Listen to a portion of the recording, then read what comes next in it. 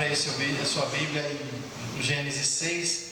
Falei com a Sandra que eu queria começar com o dilúvio, para explicar algumas coisas, e depois nós vamos entender o contexto geral, o contexto histórico, as tradições que usaram para poder escrever esse texto, os vários mitos que tem, ainda que a história seja basicamente real. Todo o contexto que está dentro são apropriações de povos antigos, e aí a gente vai ver. Eu digo real porque possivelmente houve um dilúvio, mas muito mais territorial, até que se prove o contrário, e aí essa história passa a ter um sentido religioso para as várias religiões. Então eu vou ler o texto e aí a gente vai discutindo. E aconteceu que, como os homens começaram a multiplicar-se sobre a face da terra, eles nasceram filhas, vieram os filhos de Deus.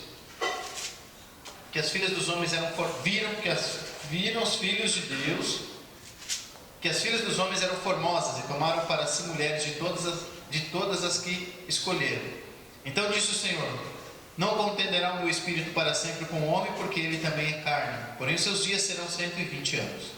Havia naqueles dias gigantes na terra, e também depois, quando os filhos de Deus entraram as filhas dos homens, e delas geraram filhos. Estes eram os valentes que houve na antiguidade, os varões de fama. E viu o Senhor que a maldade do homem se multiplicara sobre a terra, e que toda a imaginação dos pensamentos de seu coração era só má continuamente. Então arrependeu-se o Senhor de haver feito o homem sobre a terra, e pesou-lhe em seu coração. E disse o Senhor: destruirei de sobre a face da terra o homem que criei, desde o homem até o animal, e até o réptil, e até a ave dos céus, porque me arrependo de os haver feito. Noé, porém, achou graça aos olhos do Senhor. E é muito textinho em cima dos meus textos, acaba atrapalhando tudo. Noé, porém, achou graça aos olhos do Senhor. Estas são as gerações de Noé. Noé era varão justo e reto em suas gerações. Noé andava com Deus. A terra, porém, estava corrompida diante da face de Deus, e encheu-se a terra de violência. E viu Deus a terra, e eis que estava corrompida, porque toda a carne havia corrompido o seu caminho sobre a terra. Amém? Vamos orar? Senhor meu Deus, eu te agradeço por este momento. Fala conosco através dessa palavra. Ensina-nos, ó Deus, para a glória do teu nome, em nome de Jesus. Amém. E graças a Deus. Tempo que esses textos foram escritos, a gente tem algumas relações históricas já muito antigas. Há muitos textos do ano 3000 a.C. e vai construindo histórias assim, sobre as ideias da construção humana, sobre as religiões antigas. Aí quando nós lemos algumas outras histórias antigas, como o Epopeia de Gilgamesh, por exemplo, histórias babilônicas antigas, eles mostram uma relação histórica muito próxima a essa. Além dessas, existe até a história de Homero explicando algumas outras relações também com o dilúvio e tudo. Quer dizer, olhar para esse texto, olhar para essa história do dilúvio, desde quando nós estamos aqui como cristãos, olhando esses textos, desde o tempo que a gente segue como cristão a Bíblia, parece que o texto é único, veio totalmente de um único grupo de pessoas, seja dos hebreus e tal, mas na verdade não é bem isso que aconteceu. Toda a história humana daquele período criam essas histórias. Por quê? Porque eu preciso explicar situações que ocorreram na vida desse povo na antiguidade. E aí, como precisa se explicar as relações que ocorreram, eles criam histórias. E aí muitos mitos são criados. E mito, diferente do que nós pensamos, mito não é uma mentira. Na verdade, o mito é uma forma de explicar a história do período que se criou esse mito. O mito, na verdade, então, é uma forma de ver o mundo. Acho que uma explicação para o mito seria uma forma de enxergar o que está acontecendo no mundo, e eu crio história. Assim como a gente olha o livro de Homero, o lugar, o Monte Olimpo e todos aqueles lugares onde são criados relações históricas sobre os deuses e sobre a humanidade. Eu preciso entender o que está acontecendo, o que eles fizeram, criamos mitos. Eu preciso entender o que aconteceu com a história da humanidade no período do dilúvio. Cada povo, cada nação foi criando seus mitos. O judeu ou o hebreu, nesse momento, quando vai criar a sua história, ou recriar essa história, eles pegam essas ideias e apropriam para a sua ideia, né? Ou seja, precisa-se falar de Javé, precisa-se falar da situação da humanidade, precisa-se falar tudo isso que aconteceu e criar um contexto. A partir da sua religiosidade, eles criam a ideia teológica sobre isso. Olhar o texto, nós temos que perceber quais são os meandros que eles têm e quais são as percepções que eles têm do mundo para conseguir criar um texto bíblico. Aí você pode pensar, então isso não tem nada de divino. Eu acho que é muito divino isso. Eu tenho uma ideia do que é o mundo, eu tenho uma ideia do que são os deuses. No caso dos hebreus, eu tenho uma ideia de quem é Deus, e a partir disso falo do que me é próprio, a partir daquilo que eu acredito, daquilo que eu estou querendo explicar do meu próprio Deus e da relação com o mundo em que eu estou em volta. Por isso que você, por exemplo, se fosse falar hoje dos problemas sociais aqui desse país, cristãos mais fervorosos e a culpa toda no diabo em tudo, né? Outros já colocam um pouco mais pensativos, colocariam a culpa no próprio governante, né? Outros especificariam esses governantes, né? Outros então especificariam esses governantes como o diabo, né? Aí daria o nome deles, né? Dilma, Lula, aí vai embora, Aécio e companhia, tudo demônio, né? Ixi, está sendo gravado esse negócio, você preso. Mas enfim, colocaríamos essas ideias. Agora, no mundo antigo, toda a relação de problemas, situação, bênção, maldição, guerras, são focalizadas nos deuses. E nesse caso, uma briga com Deus, é uma briga de poder, de reinos. Quando os seus exércitos iam guerrear, a vitória era daquele Deus. Então, se tudo isso é permeado pelo poder e a vontade dos deuses, obviamente o dilúvio foi colocado na conta de alguém. Os babilônios colocavam a culpa na conta do seu Deus. Os gregos, na culpa dos seus deuses. Os egípcios, na conta dos seus deuses. Mas porque esses deuses queriam castigar o povo ruim, o povo mau, as pessoas ruins que estavam naquele lugar, e por isso era um castigo divino. Então, quando o judeu vai começar, ou o hebreu vai criar essa história, ou recolocar essa história no seu lugar, eles precisam fazer, muito obrigado, precisam colocar no contexto Yahvé, ou Jeová. Então aí eles começam a colocar pontos que nós lemos e vejam a castigo de Deus. Diferente de outras pessoas que quando ler o texto de Gênesis, eu prefiro interpretar de outra forma a relação Deus e dilúvio. O próprio texto vai dizer que Deus ficou triste, irado, se arrependeu de fazer o homem e fez o dilúvio. Eu posso olhar para esse texto e ver que independente do que tinha que acontecer, aconteceu por questões naturais, mas a ação de Deus em favor da humanidade prevaleceu. E aí aparece a história de Noé, sua família, para mostrar Deus salvando a humanidade. Ao contrário do que nós lemos assim, especificamente, já vemos Deus matando todo mundo e escolhendo 8 pessoas.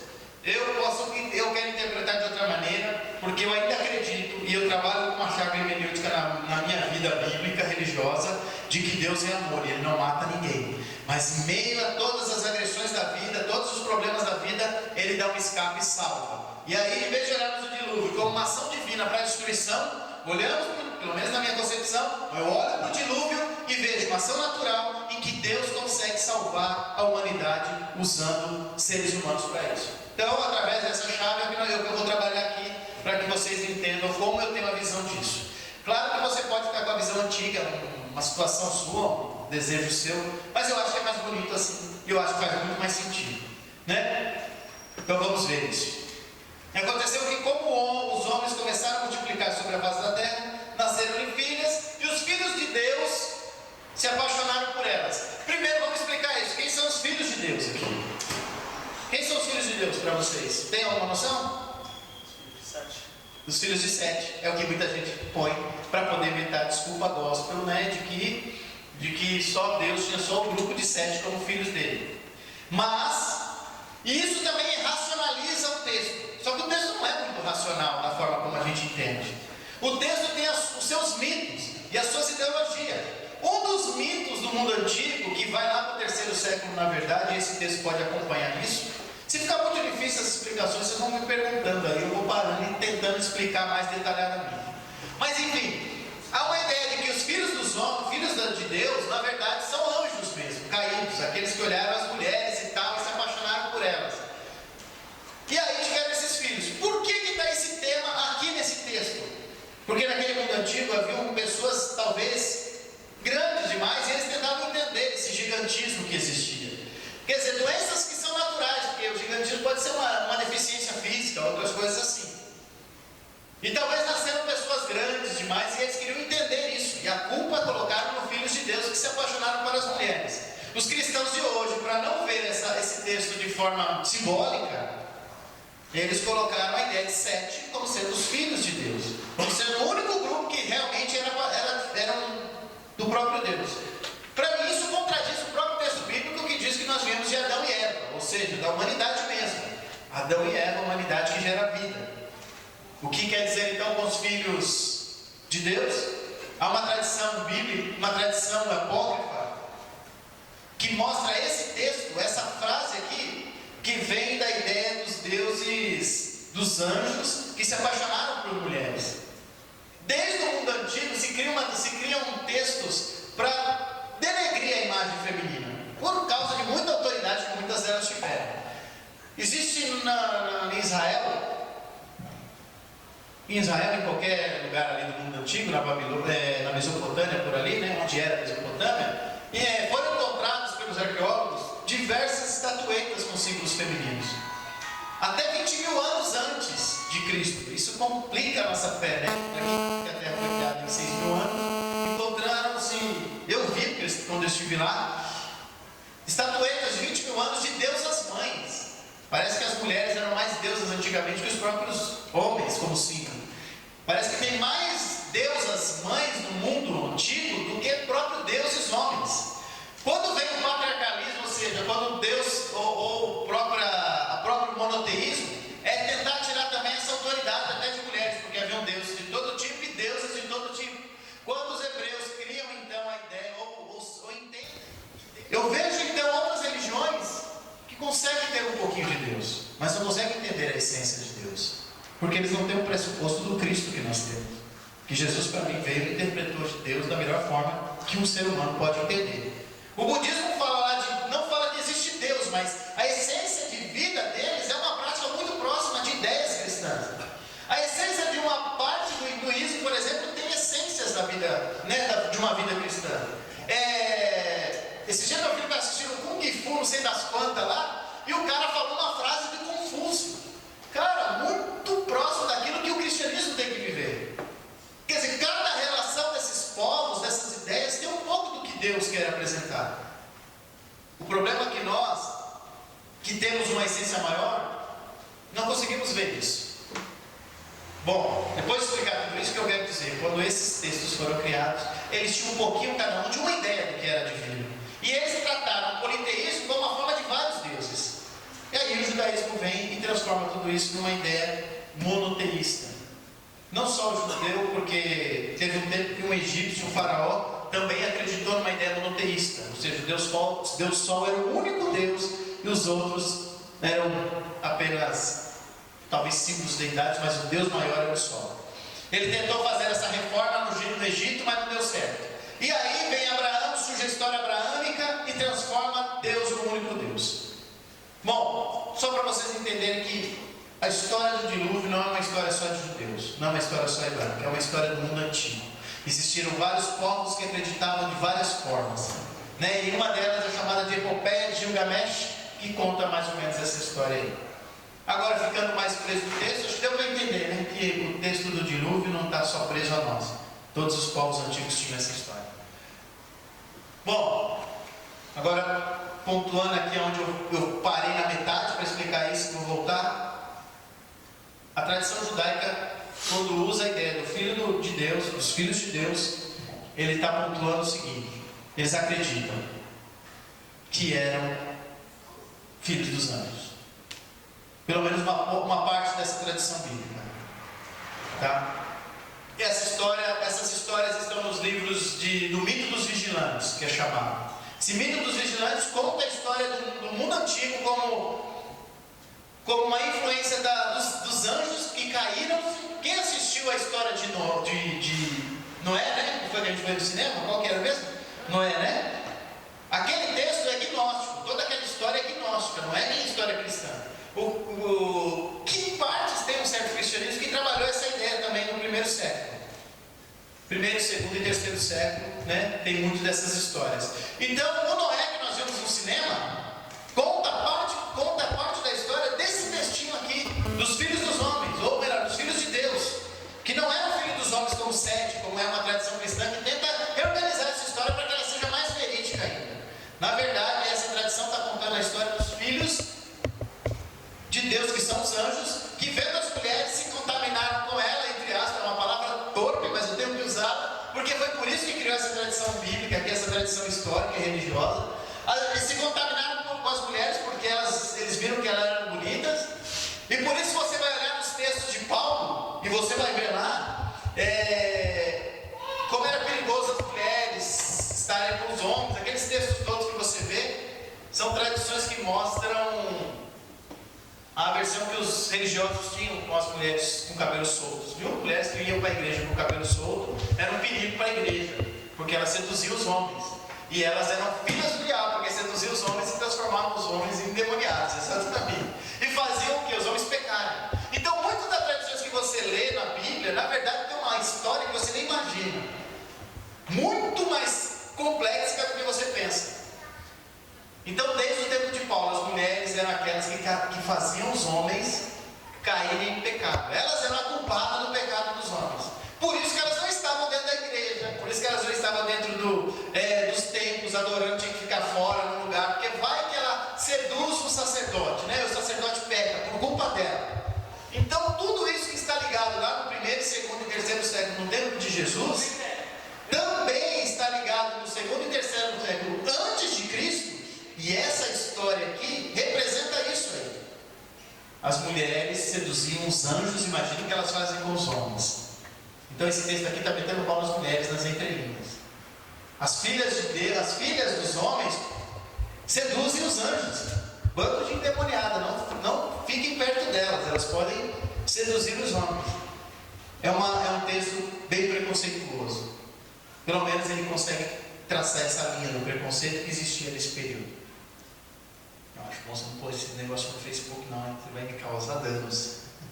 Bom, enfim, vamos lá.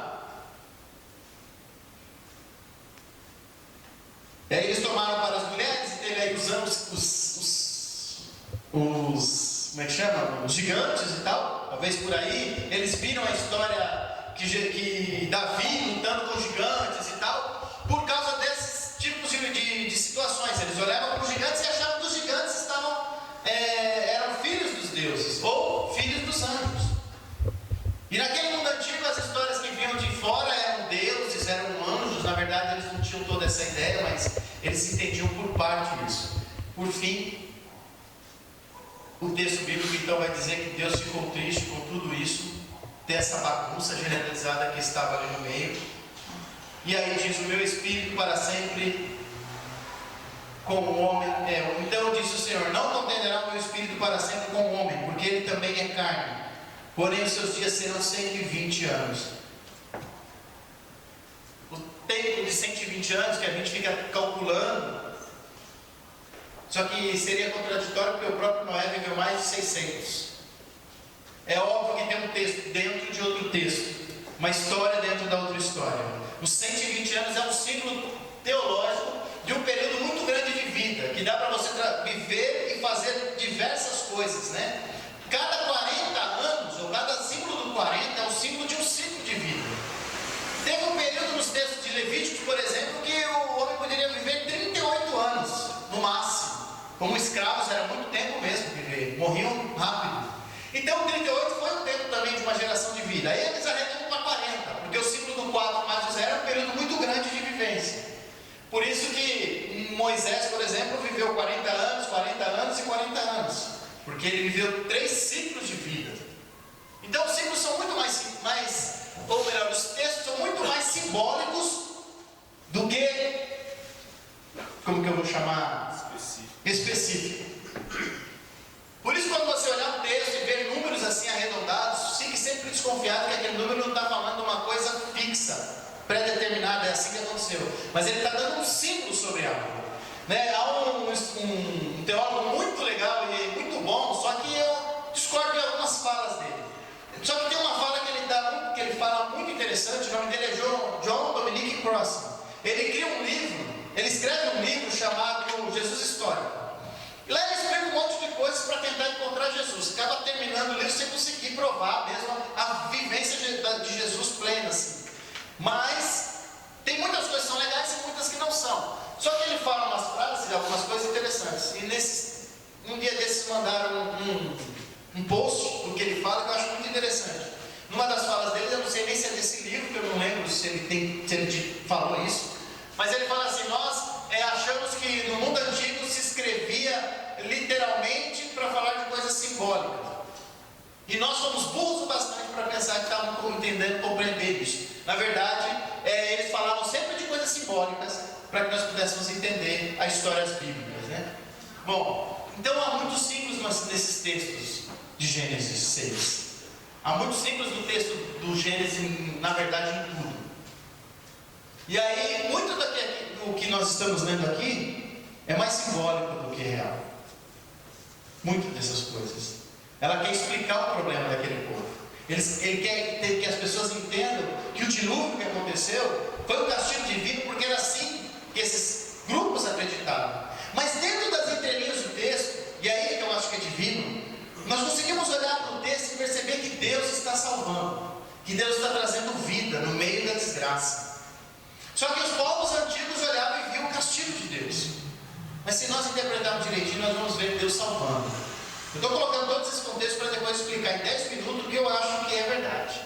Tá? Por isso que é meio complicado e meio chato no começo.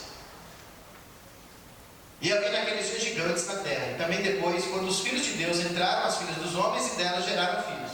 Explica para mim, se tudo isso foi gerado pelos gigantes, ou melhor, pelos filhos de Deus, né? Como é que o texto está dizendo assim? Havia naqueles dias gigantes na terra. E também depois, quando os filhos de Deus entraram, as filhas dos homens, e delas geraram filhos. Esses fizeram os valentes que houve na antiguidade, os varões de fama. Eles tentam conciliar as ideias para poder colocar uma culpa nos gigantes, uma deformidade e tal. E aí, sempre culpando os deuses para colocar os símbolos sobre a sua história.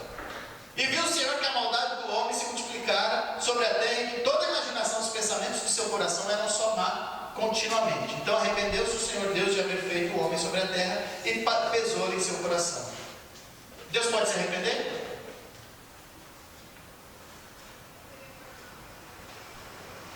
Sim ou não? O texto está dizendo. Pode se arrepender? E aquele texto que diz assim: Deus não é homem para que minta, nem filho do homem para que se arrependa. Qual deles está certo? Ambos. Seria um Deus contraditório. Mas enfim, o problema é, quando nós dizemos que a Bíblia foi inspirada por Deus totalmente, e a gente não entende que uma tradição está escrevendo sobre isso, aí a gente não vai conseguir perceber esses problemas teológicos e vamos fazer Deus um pouco, né? Agora, a relação que esses aqui dizem sobre Deus se arrepender, na verdade a tradução melhor seria Deus se lamentou. Há uma lamentação divina por ter criado. Mas a ideia de que Deus mesmo assim se lamenta também é complicada. Por que Deus vai se lamentar de algo que Ele criou? Ele sabia que ia acontecer tudo isso. A questão é que a tradição que escreveu esse texto acredita que Deus se arrepende de fazer certas coisas. Aí o cara que escreveu outro texto lá na frente, que foi outro autor, que escreveu e diz: Deus não pode se arrepender de nada, porque Ele é perfeito em tudo que faz, tem uma outra ideia de quem é Deus. Você percebe que o texto, a Bíblia é maravilhosa por causa disso? Cada pessoa escreve com aquilo que ela entende de Deus. E cada uma delas pontua uma forma de entender. Quando a gente olha o texto parte por parte, nós vemos a mão dos homens escrevendo. Mas quando nós olhamos a Bíblia no todo, nós vemos a essência da glória de Deus se manifestando sobre isso. Entende mais ou menos o que eu estou dizendo? É alguém que permite que você escreva da forma que você entende. Mas quando você, que é um cristão, que conhece a essência da Bíblia no todo, percebe a mão de Deus movendo sobre tudo isso, ou o Espírito de Deus se movendo por isso. Por isso que é um texto que é contraditório a isso. É a mesma coisa de Jesus. Jesus, gente, meu Deus, era muito louco, porque ele falava duas coisas, uma contraditória à outra. Agora, se você... Aí você também percebe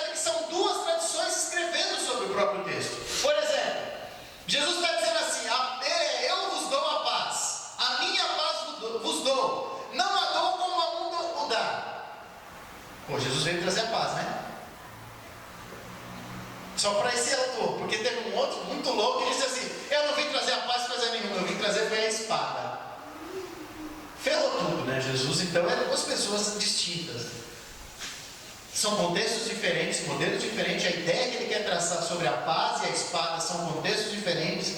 O evangelista que falou sobre a paz e a espada está falando de problemas muito mais sociológicos dele ali, e o outro que falou eu vim trazer a paz está brigando contra Roma. E o outro está falando sobre problemas muito mais entre judeus, que vão discutir sobre as questões religiosas. Os dois estão usando falas e colocando ênfases pessoais na situação. E é óbvio que Jesus tem esse contexto quando a gente percebe.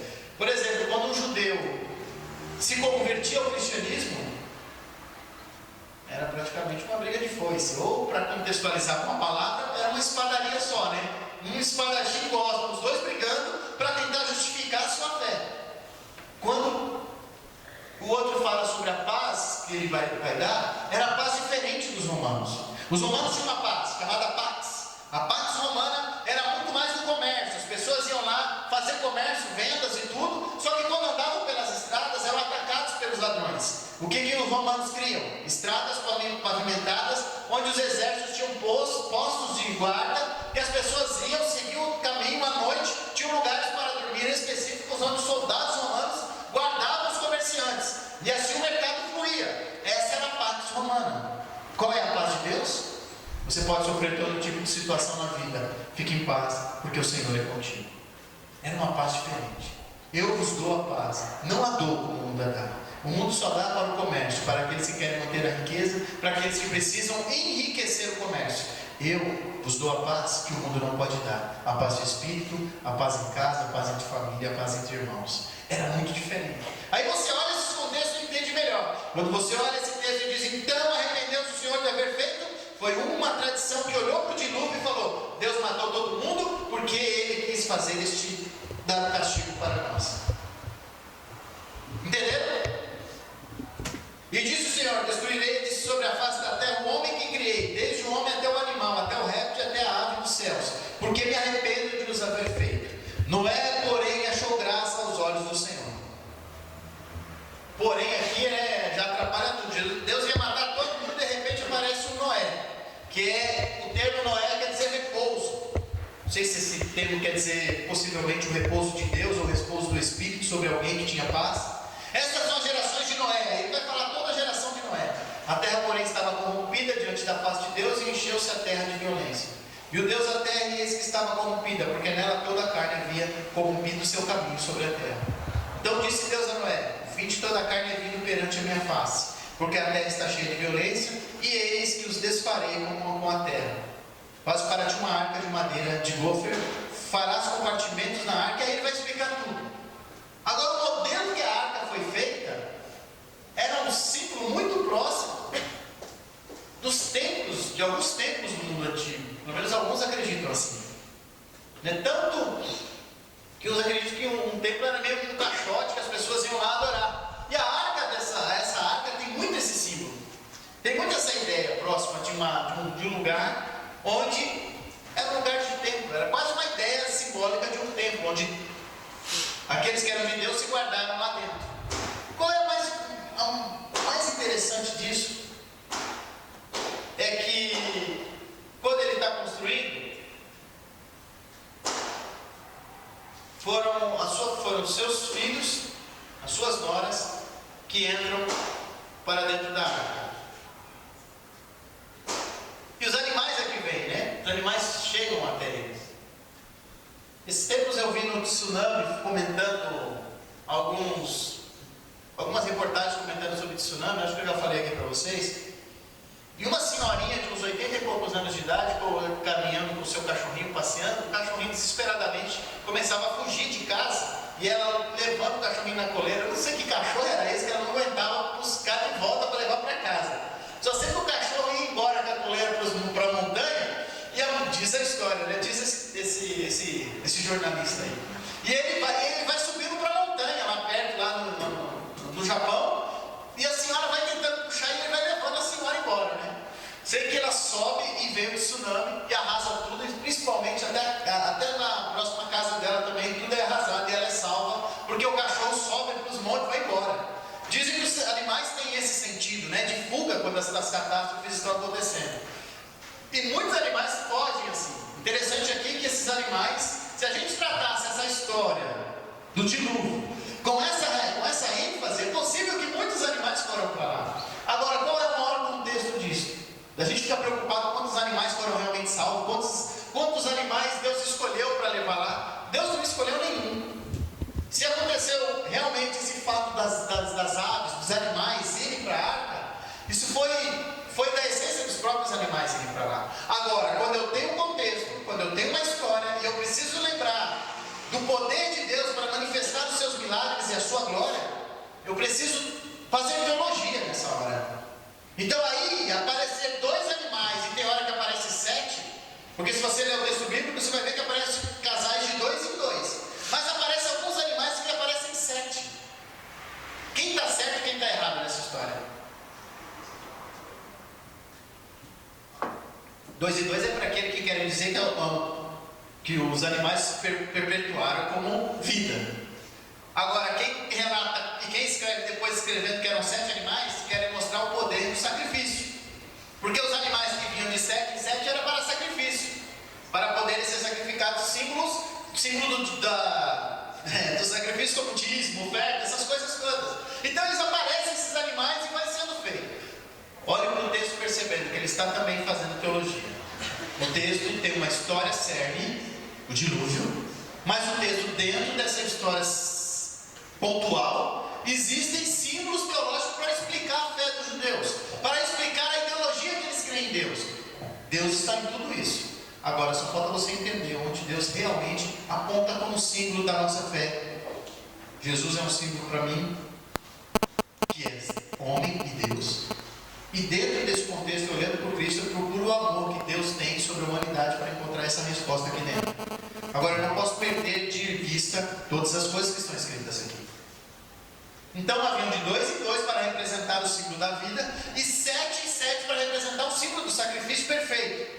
Então, os animais para o sacrifício vinham de 7 em 7. Vamos lá, vamos ser sacrificados. Você deu 7, fica você aí, senão a conta dá errado. E subiram, foi assim? Não. Os animais simplesmente vieram, os lugares vieram e foram colocados ali. Segundo uma interpretação minha, depois dessa história do tsunami. Eu acho que faz algum sentido. Eu acredito que houve um dilúvio, mas um dilúvio territorial. Um local específico para aquela tradição entender a história humana. E quando esse dilúvio vem, essa história acontece, quando os sobreviventes existem, e essa história é repassada, o judeu vai escrever, ou o hebreu vai escrever, e precisa ver a ação de Deus. Como ele ainda acredita que Deus é o Deus que castiga, se você não faz o que é certo, então o dilúvio veio para castigar a humanidade. Mas Jesus vem e diz que Deus é amor. E aí eu preciso interpretar diferente esse texto. E aí um filme muito interessante chamado Todo Poderoso 2 me fez ver coisas incríveis, como Deus trabalha quando a gente não percebe certas coisas, né? Deus cria oportunidades para nós entendermos quem Ele é. Naquele lugar de arraso, de morte, de destruição, onde não sobraria ninguém, salvam-se 8 pessoas no símbolo teológico aqui. Um professor meu de teologia do Antigo Testamento dá um símbolo para o número 8 assim. É símbolo, tá, gente? Não confunda numerologia com símbolos teológicos. Na faculdade de teologia, quando eu dou aula, quando eu falo de número 7, número 8, os caras já fazem um monte de macumba evangélica, né? Descrevendo um monte de situações. Tem um cara que colocou num post aí, falando da Dilma, do Lula, do número 7, do número 13, fazendo uma macumba gigante. Macumba é até maldade falar, tadinho dos macumbeiros, eles são até gente boa, perto dessas besteiras evangélicas que a gente cria, são mais crentes do que a gente às vezes. Bom, enfim, aí o cara criou um monte de número para poder falar, foge do que é teológico. O número 7 é teológico porque é um símbolo que os judeus creem de uma ação perfeita de Deus, né? Por isso que ele criou em 7 dias, é teológico isso. E esse professor dá uma ênfase muito interessante, que Davi era o 8º filho. Depois de todos os erros que Israel tinha feito, depois de todos os reis, depois do rei atrapalhado, escolhido pelo povo, Saul, Deus precisa apresentar um outro rei melhor. E aí ele escolhe o cara que é segundo o coração dele, que ele mesmo não. Se Deus estivesse lá naquela época e tivesse que votar em alguém, e tivesse Davi lá como candidato de Deus, Deus ia colocar uma plaquinha no peito e sair pela cidade. Davi não me representa. Mas ele é segundo o coração de Deus. Ele é o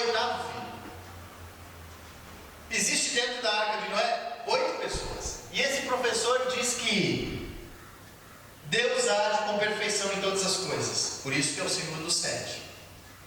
Mas o 8 é o símbolo da graça. Depois que tudo que ele fez perfeito, ainda assim fazem coisas erradas, como no dilúvio, ele vem com a sua graça para manifestar a vida. Então o 8º filho é o símbolo, ou melhor, as 8 pessoas de dentro mostram a ação de graça de Deus em meio a catástrofes naturais, em meio aos problemas todos, em problemas todos que existem na vida. Ainda Deus vem e traz a solução através do seu amor para nossas vidas. Quando eu olho para o dilúvio, que para mim foi uma catástrofe natural da época, mesmo assim Deus conseguiu trazer vida às pessoas, conseguiu trazer vida ao local. E desse dia, o dilúvio representa então o símbolo em que Deus faz salvação. Quando nós olhamos para o dilúvio e ficar pensando só na catástrofe que houve, pense que isso era natural. Mas quando o povo interpretou, queria dizer que Deus estava com raiva de todo mundo e matou. Isso é natural nas tradições da Bíblia. Isso é muito comum em muitos textos bíblicos. Tem um texto que eu olho e falo, não é possível que nós acreditemos que Deus inspirou alguém a escrever isso. Eu vou ler ele, vocês já leram comigo várias vezes, mas aproveitar que a Sam está gravando, para que todo mundo depois brigar comigo, já vê aí, saiba que se Deus escreveu isso, inspirou alguém a escrever isso, Deus estava muito bravo. Coisa que ele nunca fez. Ele é muito tardio em irar, tão tardio que a gente nunca vê ele irar. Quando vê, é caso raro. 137,9 do Salmo 137, verso 9 diz assim: Feliz aquele que pegar teus filhos e der com eles nas pedras. Não é possível que nós acreditemos que Deus faz isso. Deus é amor. Deus é graça, misericórdia o tempo inteiro. Quando nós olhamos para o Éden, ou melhor, para o dilúvio, essa desgraça que ocorreu, esse problema, a vida e a salvação. Aí a gente lê um texto bíblico que diz assim, que Deus veio e fechou a porta, porque senão Noé ia abrir, né? Para salvar outras pessoas. Aí nos confunde mais ainda. Além de nada mais, nada menos do que uma tradição desse mundo antigo que recorre a uma ação de Deus salvar um único grupo específico, que seria o seu próprio grupo. Todos os povos antigos fazem isso. Os deuses salvam o seu próprio grupo, o seu símbolo. Então isso é muito disso aqui. Só que dentro dessa especificação assim, o número de 8 pessoas representa a ação de Deus de graça para toda a humanidade. Não deixar entrar todos ou não salvar todas as pessoas é uma questão que mostra que não daria para salvar mesmo. Então especificar 8 traz uma teologia, um símbolo. Isso eu estou tratando a partir da teologia desse professor, um dos maiores professores de teologia do Antigo Testamento brasileiro, em que ele olha para a situação do dilúvio e percebe que mesmo em meio à catástrofe, Deus agiu com graça. Mesmo em meio ao problema de vida meu e seu, mesmo que nós façamos todas as besteiras do mundo, Deus ainda vem com a sua graça e nos dá salvação. Famílias se perdem, pessoas morrem, tudo isso acontece, mas Deus vem e salva. Deus vem e traz vida. Deus vem e traz resposta. Quando você olhar para o dilúvio hoje, de hoje em diante, procure achar a graça de Deus nisso. Havia um problema, houve uma situação, houve uma catástrofe, mas houve a ação de Deus na vida de algumas pessoas que construíram um símbolo da presença de Deus, que era a arca. Se você olhar para um lugar, por exemplo, como a Cracolândia, que eu fui ali, no meio daquela catástrofe, existem famílias, como um casal de cristãos que estão lá. No meio da catástrofe existe uma família que está salvando outras vidas. Eu olho para o dilúvio e vejo isso. No meio de uma catástrofe natural, Deus salva 8 pessoas para mostrar que no meio da situação de morte, Ele estava trazendo vida em algum momento, em algum lugar, no meio dessa situação. Quer dizer, em todo lugar, o que o dilúvio é, a representação do que o dilúvio é, não é uma ação de Deus para matar alguém ou para destruir alguém, mas é uma oportunidade de Deus mostrar o seu amor mais uma vez. Quando nós olharmos o dilúvio, ou as situações de guerra, de destruição da Bíblia, uma outra chave, a chave do amor de Deus, nós vamos conseguir interpretar a Bíblia de forma mais bela, com uma situação mais honesta, mais justa, com o Deus que nós acreditamos. Quando nós tratamos um Deus que mata e ira, nós estamos perdendo a chance de mostrar o verdadeiro caráter de Deus. A cada dia eu olho para esse texto, para essas situações aqui. Tem várias situações, mas nunca dá tempo de falar tudo, né? O texto é tão denso e tão cheio de segredos que a gente não consegue falar todas as coisas. Se for pontuando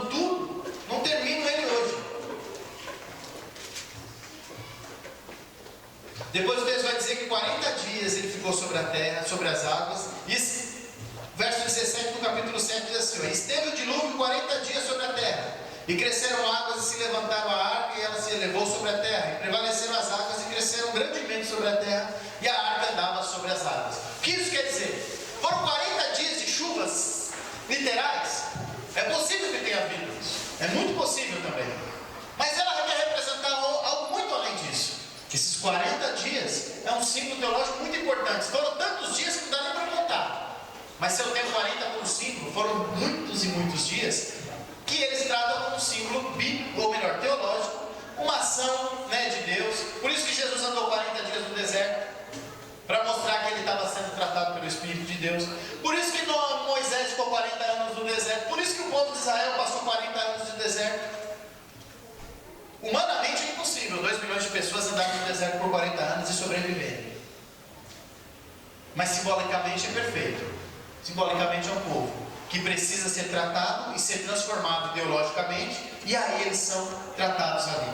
Esses 40 dias andando da arca, as águas sobre a terra, a chuva sobre a terra, mostram o tratamento de Deus sobre o mundo, para que ele possa ser ensinado novamente do amor de Deus. E aí você olha textos pontuais, modelos pontuais desse texto, e vai perceber teologicamente o que o texto está querendo dizer. Que apesar de toda a catástrofe, toda a desgraça, todo o modelo de sofrimento, esse ciclo de vida se acabando, porque 40 dias um ciclo de vida se acaba, e quando vem um novo ciclo de vida, nasce a história, um renovo da história humana. E nesse renovo da história humana, eles vão representar Noé, depois vai representar o período em que eles trazem a Torre de Babel, e por fim começa a história de Israel através de Abraão. Certo? Não dá para explicar todas as outras coisas, a não ser que eu fale depois na pregação de hoje algo sobre isso, para aqueles que estavam aqui agora vai ficar mais fácil falar sobre qualquer outra coisa. Porque você vai entender que apesar das desgraças que o texto apresenta, tem uma ideologia do reino de Deus. E a ideologia do reino de Deus é sempre salvar em meio à assolação. Esse texto, apesar de mostrar o pecado, apesar de mostrar os erros, os fracassos, apesar de mostrar toda a injustiça que eles viam na humanidade, Deus ainda agiu com graça e salvou. Eu acho que essa é a melhor chave do texto do dilúvio. Deus viu a desgraça, Deus viu as coisas horríveis acontecendo, mas Ele trouxe o seu amor e salvou a humanidade. E se nós conseguimos olhar para os textos assim, vamos olhar para frases como se arrependeu, e percebemos que é um grupo escrevendo isso, mas em todo o texto a mão de Deus está. E aí a gente vê a salvação da humanidade. Amém? Daqui 15 dias nós vamos escolher o texto do Novo Testamento para esmiuçar ele e aí mais teologicamente. Eu só quis mostrar aqui tradições do mundo antigo escrevendo, falei bem pouco, é claro, tradições de grupos escrevendo o texto, falei bem pouco também, e o cerne mais importante do texto, que é Deus salvando em meio à desgraça. Amém? É isso aí. Tenho 5 minutos, foi o que eu prometi, né? 6h25. Estou ficando bom nisso, não, ontem vocês apagam, tá? Mas hoje eu fiquei bom. Deus abençoe. O dilúvio tem muito mais do que o que eu falei aqui. Muito mais situações, muito mais relações textuais. Não dá para falar tudo, porque é um texto de 4 capítulos, ou para mim tem mais ou menos 8 temas importantes. Não daria para falar tudo aqui, mas a gente vai falando aos poucos durante esses tempos de estudo. Espero que vocês tenham entendido, gostado ou não. Daqui 15 dias eu vejo como é que isso vai ser, se realmente foi bom ou não.